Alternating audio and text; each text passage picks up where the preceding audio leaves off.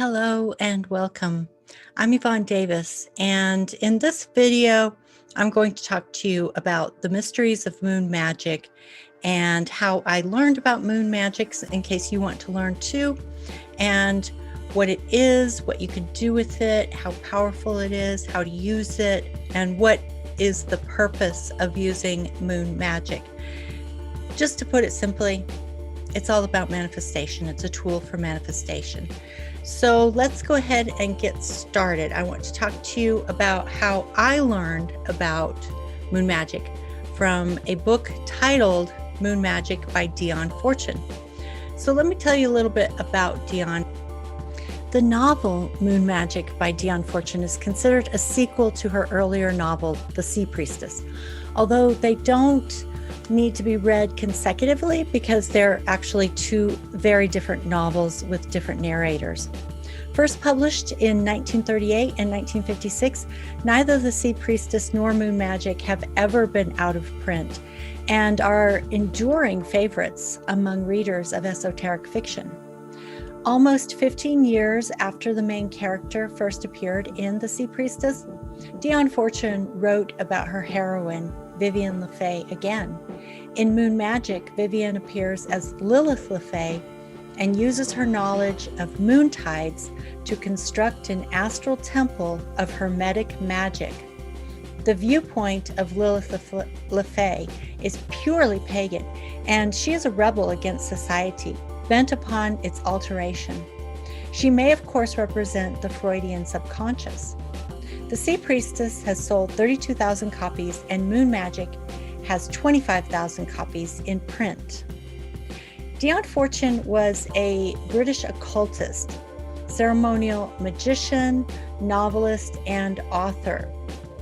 She co-founded the Society of the Inner Light, an occult organization that promoted philosophies which she claimed had been taught to her by spiritual entities known as ascended masters. So let's talk a little bit about Dionne Fortune and what she knew, because we can definitely learn from that. So Dionne Fortune was born Violet Mary Firth, and her birthday was December 6, 1890, which I was very excited to find out it was December 6 because that's my birthday as well. So she was a British occultist, ceremonial magician, novelist, and author. A prolific writer, she produced a large number of articles and books on her occult ideas and also authored 7 novels, several of which expounded occult themes. Fortune was born in North Wales to a wealthy upper-middle-class English family, although little is known of her early life. By her teenage years, she was living in England's West Country, where she wrote 2 books of poetry. After time spent at a horticultural college, she began studying psychology and psychoanalysis at the University of London before working as a counselor in a psychotherapy clinic. During the First World War, she joined the Women's Land Army and established a company selling soy milk products. She became interested in esotericism through the teachings of the Theosophical Society before joining an occult lodge led by Theodore Moriarty and then the Alpha and Omega Occult Organization. All right, so now that you have a background, you understand some of the mysterious foundations of moon magic. It really goes back to the Hermetic philosophies of alchemy and ceremonial magic and secret societies. And there really is power in this. There's a reason why people have been using this for so many years. So now that you understand how I learned about it through the novel Moon Magic by Dionne Fortune, and you know a little bit about Dionne Fortune. The next thing I want to talk about is building an altar, because that's the first thing you would do when you are planning a moon magic ceremony. All right, so let me tell you a little bit about how to build an altar. So I'm going to give you 5 simple steps to creating an altar in your home or wherever your sacred space is, because sometimes it might actually be outside. It has to be in a place that is very safe and will be undisturbed, okay? So step 1 is to find the location for your altar. Choose an area of your home that has little to no daily family traffic. Now, sometimes that's not always possible. You have to work with what you have, but you will need to clear the space and make it a space that you can use specifically for your moon magic ceremony, okay? So even if you have to change a space that is normally used by the family, you have to make sure that when you're creating your altar and creating that space for your moon magic ritual, that at that time it will be undisturbed by other people, okay? Step 2 is to choose and then cleanse the space where your altar will be. So you can do that in various ways. One way is literally to clean it, to cleanse it, to sweep. And that was one of the symbolic meanings of the broom, was to sweep out the old, sweep out all the old energy, like literally cleanse the space. And, if you have a wood floor or something, you may want to mop with wood polish. Just clean everything. Make it as nice as you possibly can, as clean and beautiful and organized as you possibly can. And then you want to get some sage and cleanse the airspace as well, okay?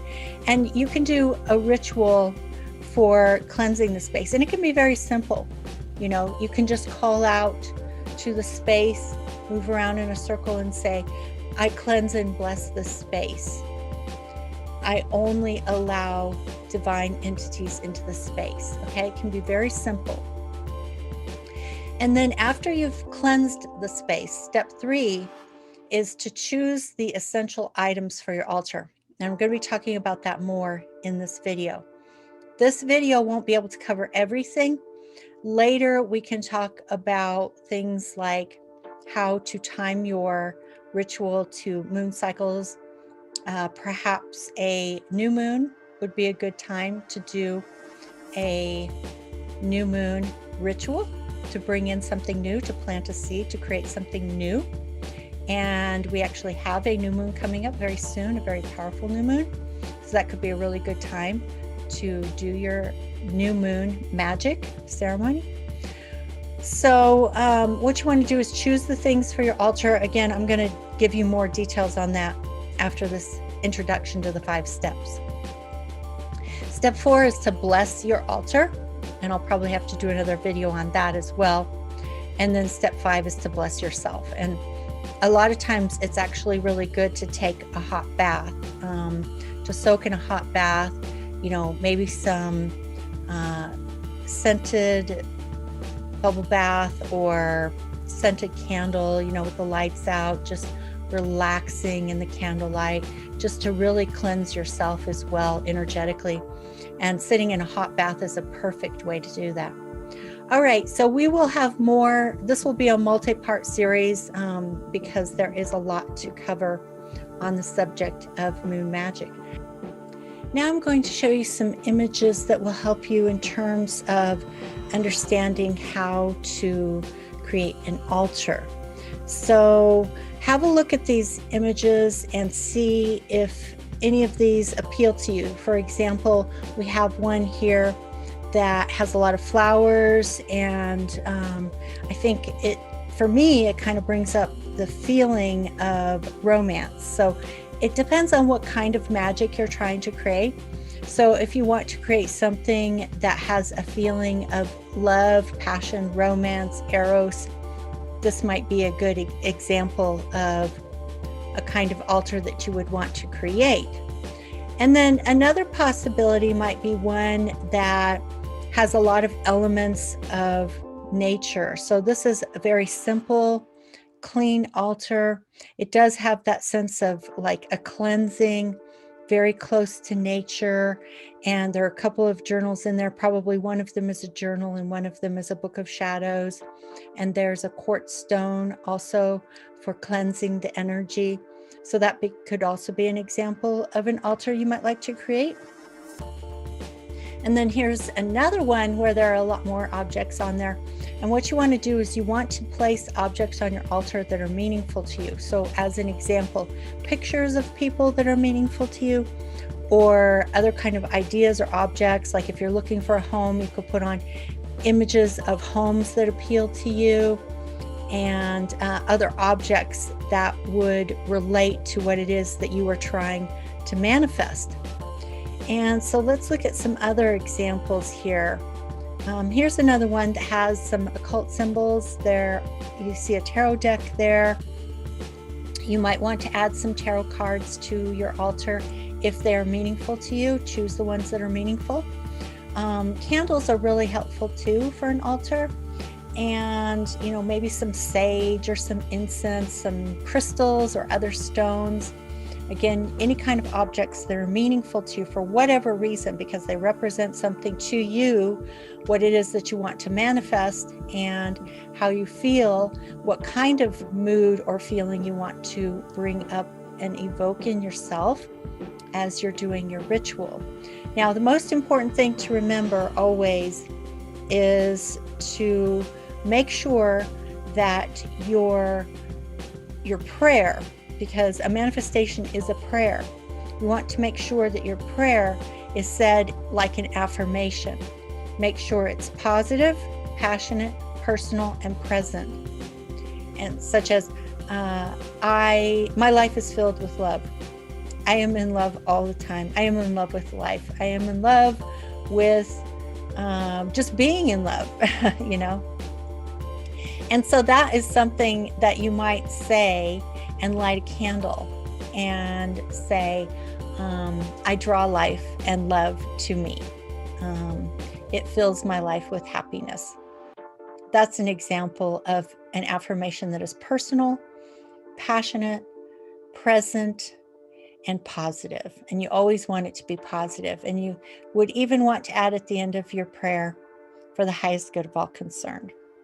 All right, so that's it for today. And we've got more information for you on how to do moon magic rituals, the mysteries of moon magic rituals, the who, what, where, when, why, and how of moon magic rituals. And I will continue to do a multi-series on this topic.